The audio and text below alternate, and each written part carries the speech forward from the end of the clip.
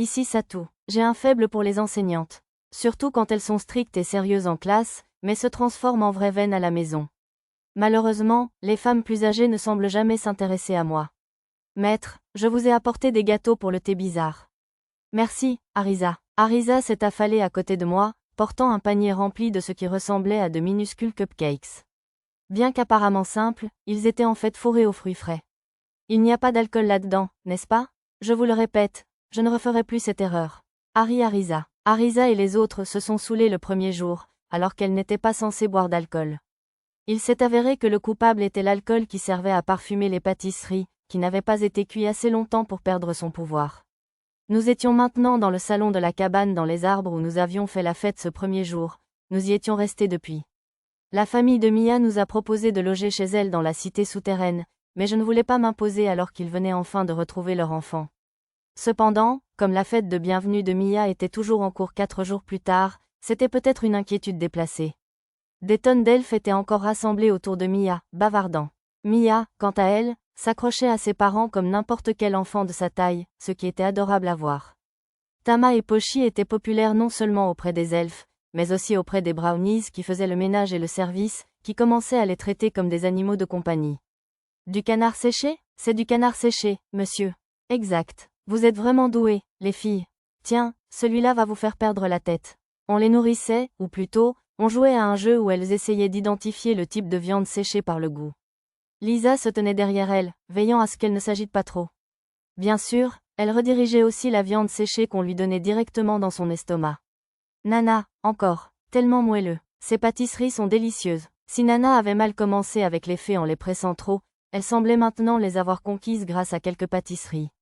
Les fées ailées étaient assises sur ses épaules et sa tête, grignotant avec contentement. Sauf la chanceuse qui avait dit, tellement moelleux, celle-là était de nouveau blottie entre ses seins.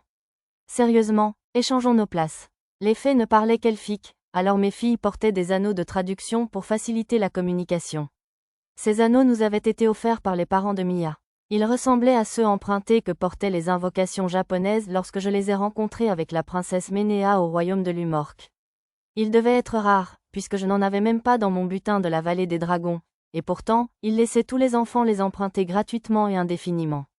D'après ce que j'avais entendu dire, il y avait un elfe qui était obsédé par la fabrication d'anneaux de traduction, donc ils n'étaient pas particulièrement rares à Bolénan.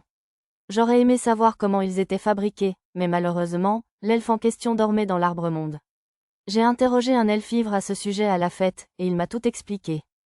En gros, les réservoirs de sommeil sont destinés aux personnes lassées de vivre, qui ont peur que leurs souvenirs s'effacent, etc. Nos souvenirs peuvent durer environ 500 ans sans problème, mais après, ils commencent à s'estomper. On m'a dit que les anciens, qui ont vécu des milliers, voire des dizaines de milliers d'années, commencent même à perdre leurs émotions. C'était logique. Du coup, certains elfes dormaient pour préserver leurs précieux souvenirs. Il serait impensable que le cerveau d'une créature vivante retienne indéfiniment de nouvelles informations.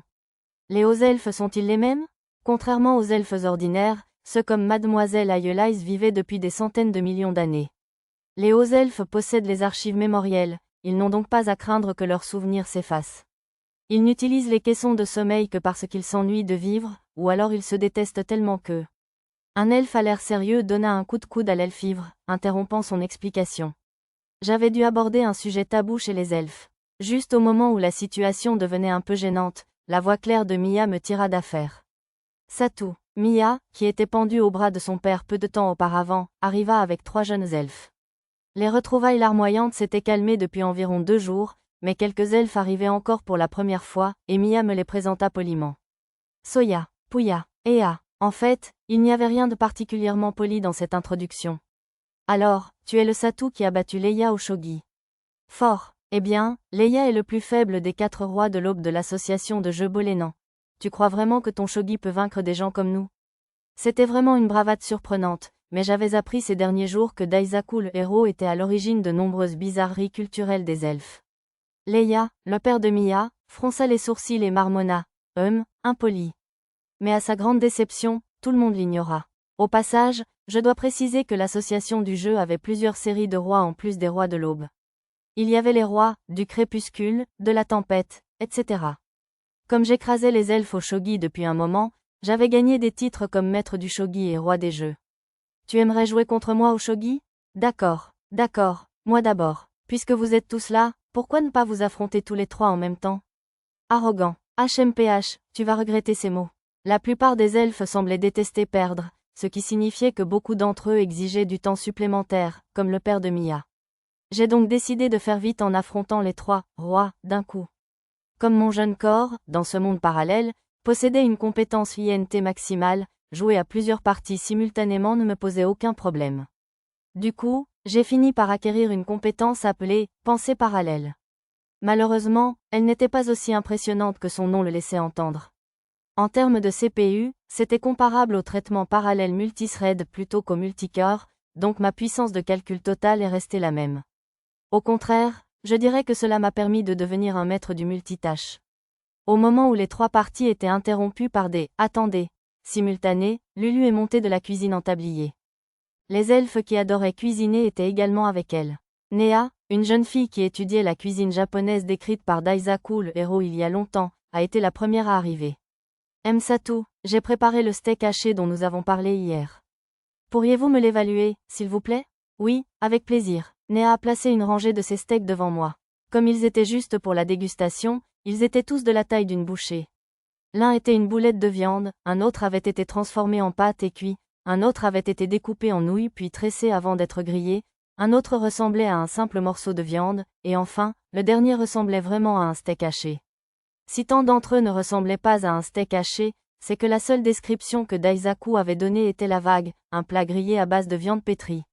Ce type s'y connaissait encore moins en cuisine que moi.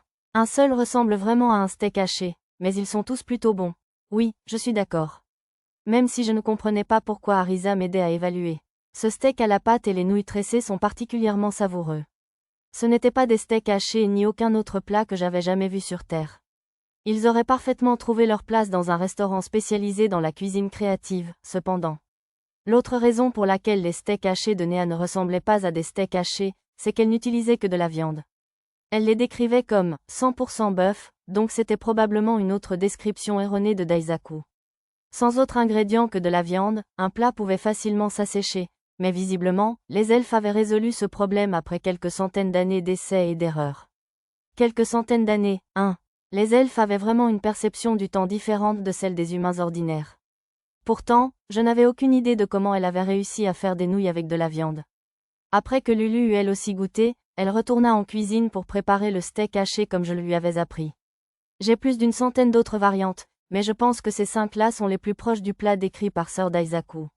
C'est remarquable, j'adorerais les goûter tous pendant mon séjour. Bien sûr, tu as sauvé la vie de Mia, après tout. Je te les cuisinerai tous avec plaisir. C'était une demande osée de ma part, mais Néa accepta aussitôt. Les autres elfes qui l'accompagnaient voulaient aussi partager leurs recettes avec moi. Lulu et moi avions beaucoup à cuisiner et à apprendre pendant notre séjour. GRRRWWWL. J'entendis 2 estomacs gargouiller adorablement à l'unisson et me retournai pour trouver Tama et Pochi qui nous regardaient avec gourmandise. On ne devinerait jamais à leurs expressions qu'elles venaient de participer à un concours de dégustation de viande séchée. Tu veux essayer? Oui, monsieur. Si je peux vous aider, ce sera avec plaisir. Les mains de Tama et Pochi se sont levées avant même que j'aie fini ma proposition. Lisa, elle aussi, est apparue derrière eux, comme sortie de nulle part. Son expression était posée comme d'habitude, mais sa queue s'agitait d'avant en arrière, elle attendait sans doute cette occasion. J'ai laissé Tama et Pochi essayer en premier, mais, ce n'est pas du Hambourg. Les steaks de Hambourg sont plus tendres et plus juteux, monsieur. Ils vous rendent heureux quand vous les croquez, monsieur. Pochi agitait les bras frénétiquement en s'adressant à Néa, alors je lui ai retiré la fourchette des mains, par précaution. Lisa hocha la tête d'un air entendu après chaque dégustation. Sa queue s'était un peu calmée, je supposais donc qu'elle les jugeait seulement satisfaisants. Puis Lulu apporta son steak haché fraîchement cuit. Il était présenté comme un vrai plat de restaurant, une poêle en fonte chaude sur une assiette en bois. Néa huma l'odeur avec une expression extatique, puis fixa le steak comme si elle essayait de mémoriser chaque détail. Tu devrais probablement le manger avant qu'il ne refroidisse. Vas-y, goûte. Elle en coupa une petite portion avec sa fourchette et son couteau et porta la première bouchée à sa bouche. Pochi et Tama bavaient en suivant la fourchette du regard. J'ai jeté un coup d'œil à Lisa, mais même si elle avait la bouche légèrement ouverte, au moins il n'y avait pas de bave. Inutile de préciser ce qu'elle regardait, bien sûr. Ceci dit, je trouve que pleurer en mangeant, c'est un peu excessif, non? Mais pour Néa, c'était sa première dégustation d'un plat légendaire, alors je suppose que c'était compréhensible. Vu son talent, je me suis dit qu'elle serait capable de le reproduire en un rien de temps maintenant qu'elle avait goûté au vrai. Satou, Mia, qui observait depuis ses parents, était soudain à mes côtés. Steak de tofu. Mia s'accrocha à mon cou, frottant sa joue contre la mienne d'un air suppliant. Arisa essaya aussitôt de la détacher, son sourire s'illuminant. Arrêtez vos enfantillages, vous deux. Je gardais cette pensée pour moi, préférant tapoter doucement la joue de Mia pour l'apaiser. Comme vous voulez, madame, dis-je d'un ton taquin. Elle m'a lâché, alors j'ai pris Pochi et Tama et je les ai emmenés à la cuisine pour que Néa puisse manger tranquillement. Lulu est venue m'aider, alors, en plus du steak haché au tofu que Mia avait demandé, j'ai aussi préparé des steaks à la japonaise, du ragoût de hamburger, des hamburgers à la tomate, etc. Y compris des assiettes pour quelques petites filles affamées, bien sûr. Quand je suis revenue avec le steak haché au tofu terminé, nous avions plus de lutin de passage qu'avant. D'après ce que j'ai pu comprendre, le bouche à oreille disait qu'on pouvait manger un vrai steak haché ici. Je reviens tout de suite avec d'autres steaks hachés, alors attendez encore un peu. D'accord. Je suis tellement excitée, j'ai hâte. J'ai salué les lutins d'un ton léger en apportant à Mia son plat de tofu. Voilà, Mia, votre commande est prête.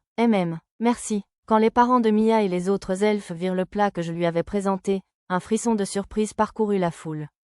Tous les regards se tournèrent vers la plus jeune elfe, tandis qu'elle portait un morceau de steak haché au tofu à sa bouche. Après avoir mâché un moment, Mia ferma les yeux et laissa échapper un petit cri de contentement. Mia a mangé de la viande, s'exclamèrent les elfes en chœur. Inutile de réagir de façon aussi théâtrale, n'est-ce pas? Bien, on est si fiers, Mia. C'est merveilleux. On va devoir préparer du riz rouge pour fêter ça, n'est-ce pas?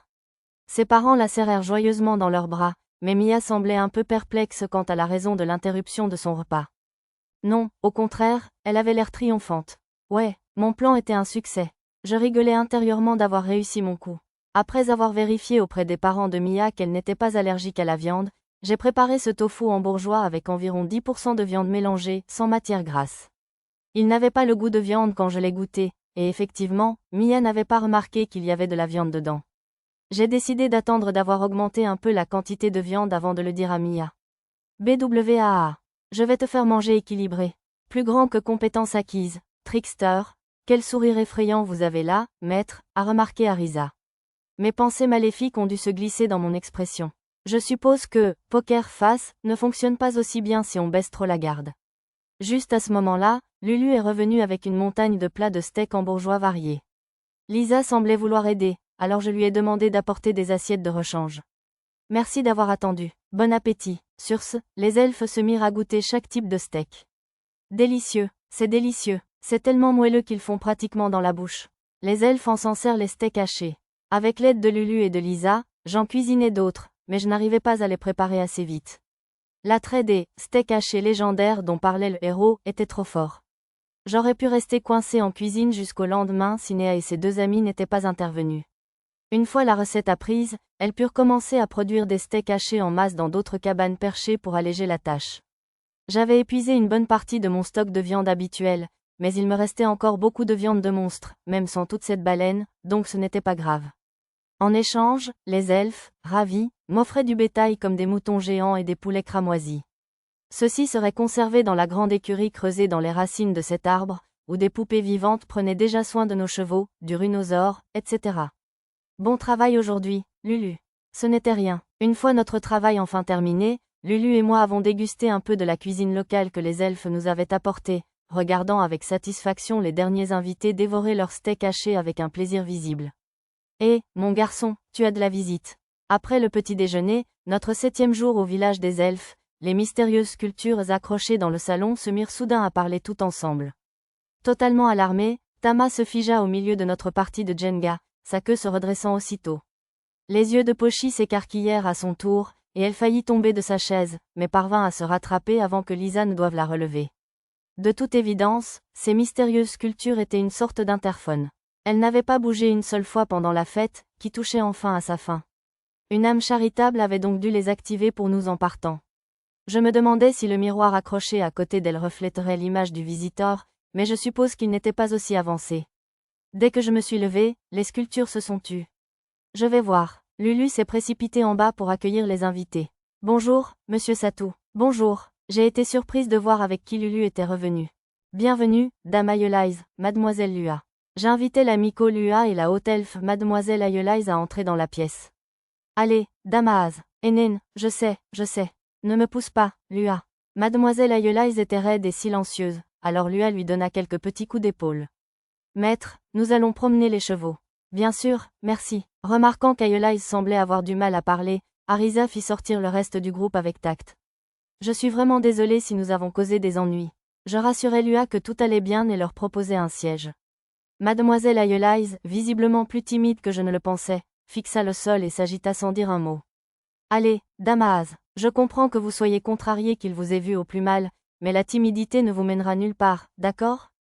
Sur ce, Lua saisit la tête d'Aeolise et la redressa brusquement, la forçant à me regarder droit dans les yeux. Ouah, pas de violence, s'il vous plaît. Je comprenais ses sentiments, mais je n'aimerais pas que Mademoiselle Aeolise soit blessée. Maintenant que nos regards se croisaient, Aeolise semblait encore plus paniquée, mais elle se força à parler. Je suis désolée pour tout à l'heure. Elle baissa la tête sans plus d'explication. Elle faisait probablement référence à l'illusion de la petite fille aux cheveux argentés. Non, je devrais plutôt m'excuser d'avoir pris vos mots au pied de la lettre et de vous avoir embrassé directement, Dame Aeolise. J'espère que ce n'était pas trop désagréable. Son visage rougit. Non, ce n'était pas. J'aurais moi-même rougi un peu sans mon talent de poker face. Alors, d'accord, aucun de nous n'est fautif, d'accord? Si ça te va, Satou. Aeolise soupira de soulagement, et un silence gêné s'installa. Les rumeurs disaient vrai. Votre lumière spirituelle est magnifique, monsieur Satou. Mademoiselle Lua, les yeux désormais argentés, changea gentiment de sujet. C'est vrai, répondis-je. Je ne vois pas cette lumière spirituelle, alors je ne peux pas vraiment me dire. Toute cette lumière, et pourtant vous n'avez pas de vision spirituelle. Lua parut surprise. Les héros ont d'étranges lacunes dans leurs capacités, n'est-ce pas? Daisaku était pareil, commenta Aeolise, lâchant la bombe avec désinvolture. La première à réagir fut Lua. Monsieur Satou est un héros? Tu le savais, n'est-ce pas, Lua? C'est le héros à la lumière spirituelle arc-en-ciel qui combattait le dragon noir. C'est exact. Pendant le combat entre Acheilon et moi, Mademoiselle Aeolise utilisa une sorte de sort de clairvoyance de l'arbre-monde pour me regarder. À l'époque, j'étais déguisée en Anashi, alors je ferais mieux de faire l'innocente pour l'instant. À quoi fais-tu allusion? Aeolise pencha la tête. Quand tu combattais dans les montagnes. Attends, tu n'as plus le titre de héros aujourd'hui. Analyser était l'un des nombreux cadeaux d'Aeolise. Maintenant que j'y pense, ton nom était vierge à l'époque, et tes niveaux et compétences ont aussi changé.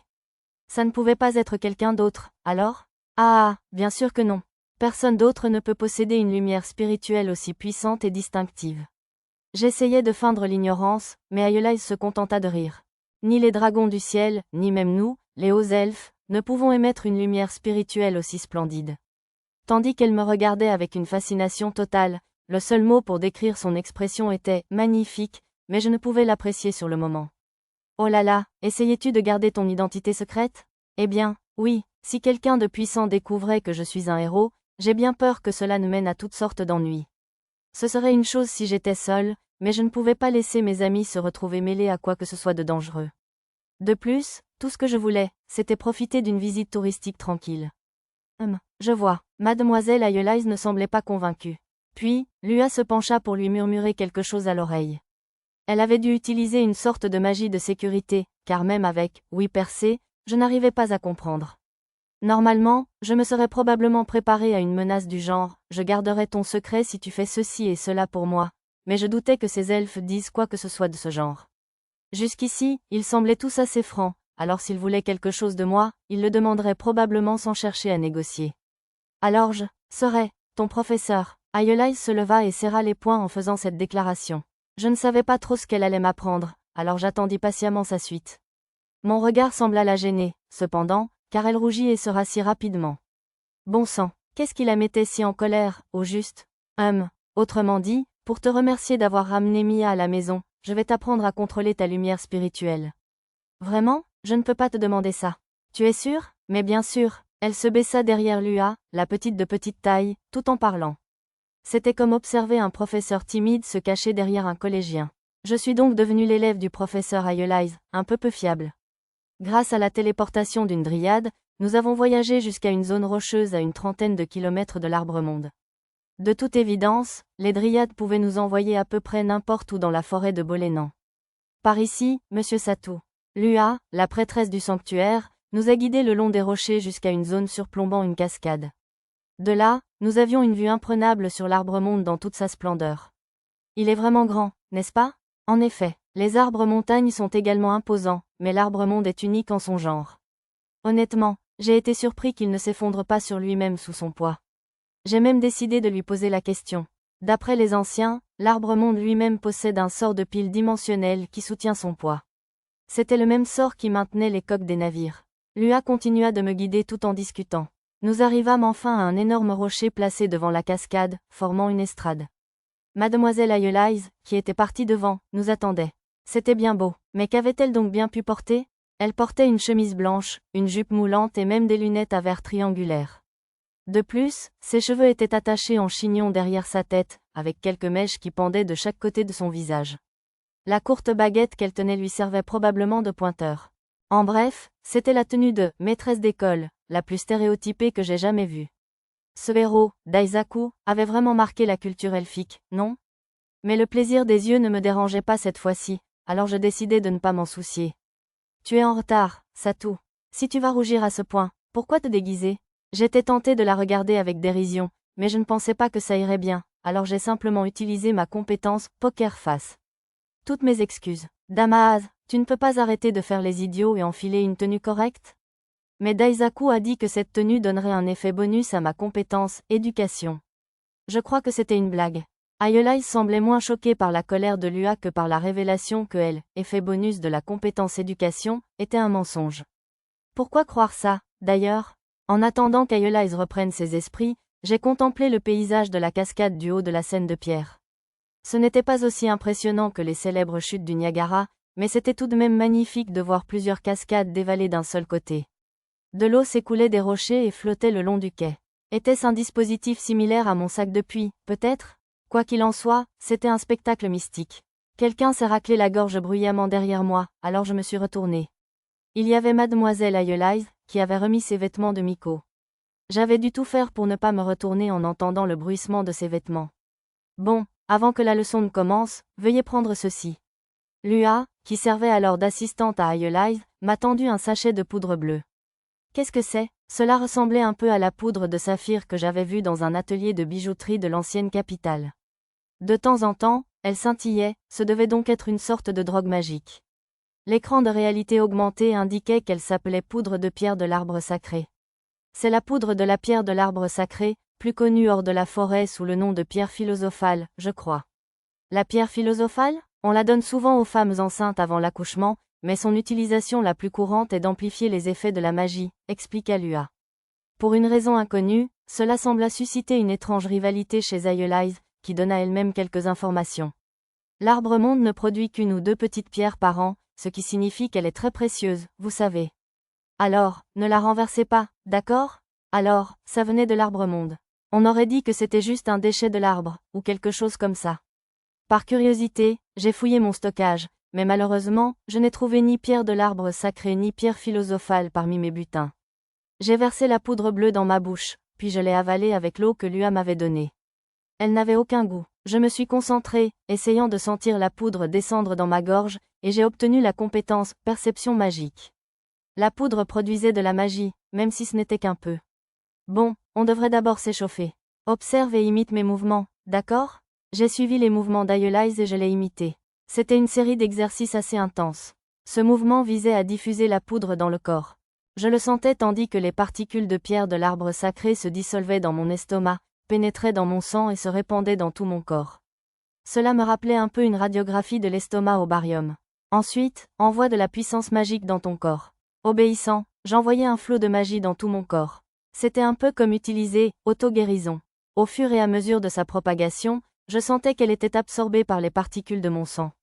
Si je n'y prenais pas garde, la magie se déversait dans les fibres Yuriya de mes vêtements d'entraînement, alors je devais veiller à ne pas en utiliser trop. Tu es plutôt doué pour ça.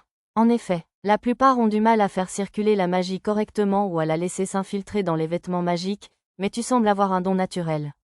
Merci pour les compliments et tout, mais combien de temps vais-je tenir le coup? Réguler cela était assez difficile, donc je ne pouvais pas parler en même temps. Une fois que les particules dans mon sang avaient absorbé une certaine quantité de magie, elle commençait à la libérer.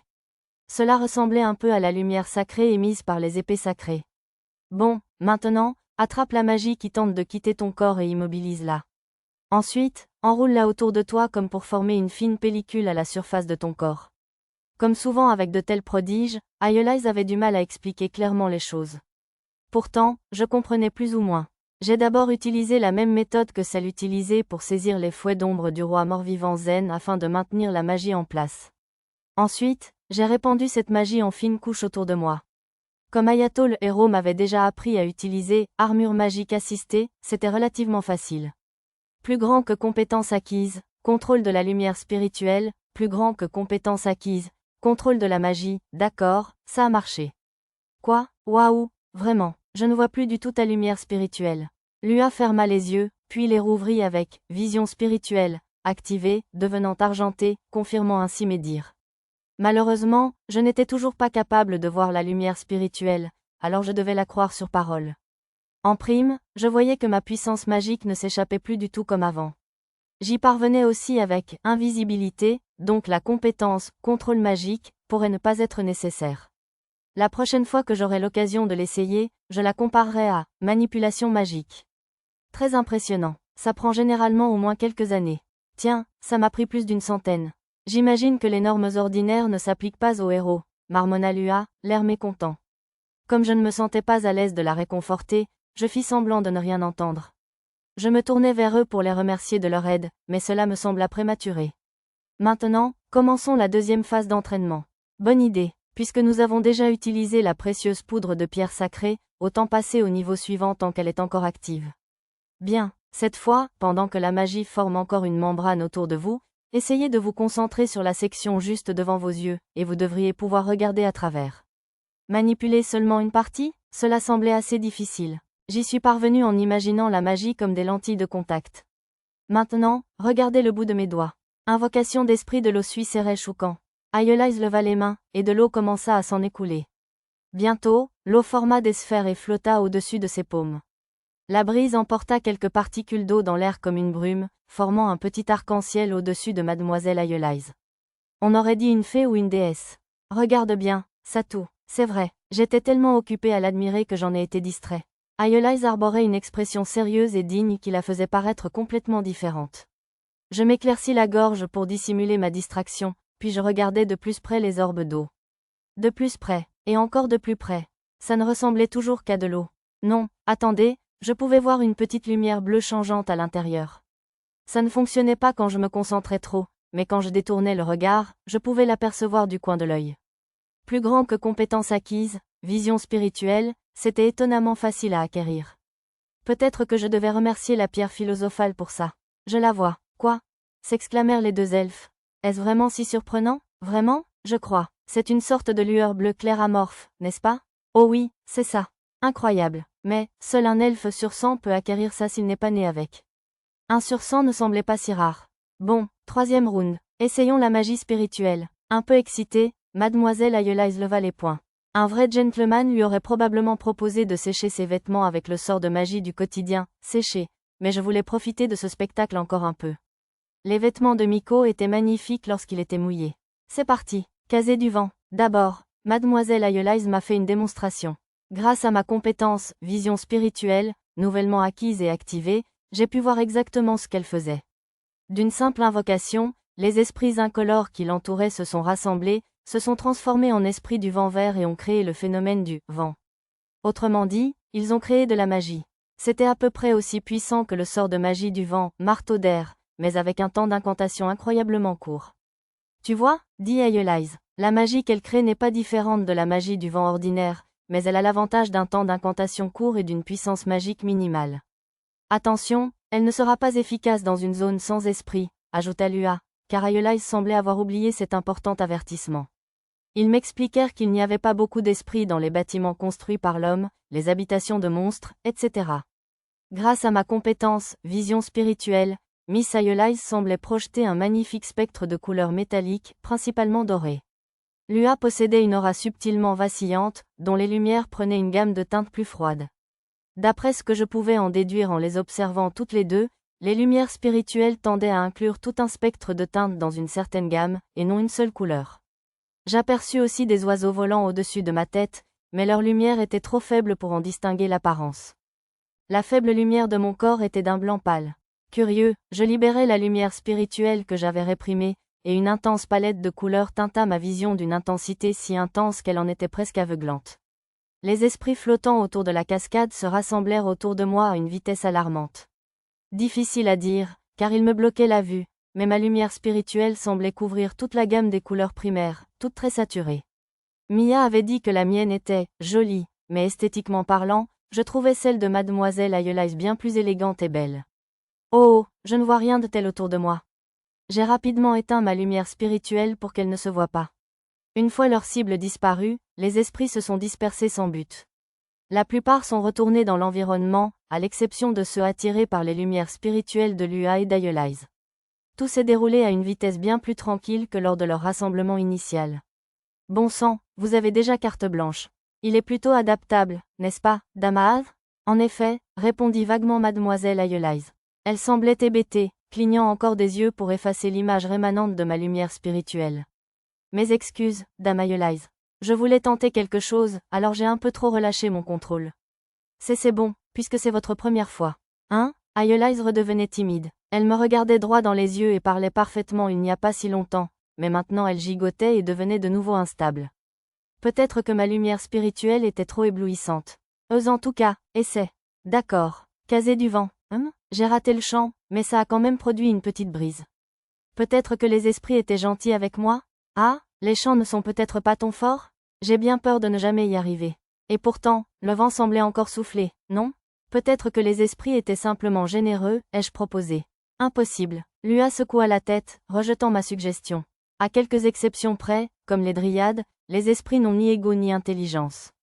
Ce sont simplement des mécanismes qui prélèvent du mana à des sources et le transmettent aux créatures qui en ont besoin. Alors, les esprits n'étaient qu'une sorte de phénomène naturel, hein? C'était bien beau, mais c'était dommage de ne pas rencontrer de belles ondines. Tu crois? Parfois, quand elles se rassemblent en grand nombre, on dirait qu'elles disent quelque chose. Oh, une opinion dissidente de Mademoiselle Ayeline.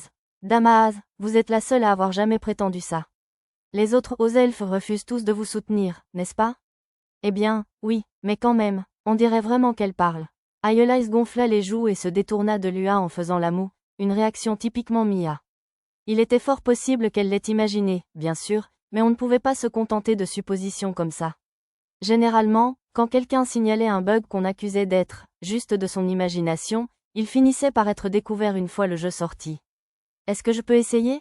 Oh, pas vous aussi, monsieur Satou. Allez-y, vous allez l'entendre, c'est sûr. Avec la permission accordée, j'ai décidé de tenter ma chance. D'abord, j'ai réactivé ma lumière spirituelle et j'ai attendu que l'effet éblouissant s'estompe et que la vague agressive d'esprit se calme. En une dizaine de minutes, les esprits m'entouraient comme un cocon.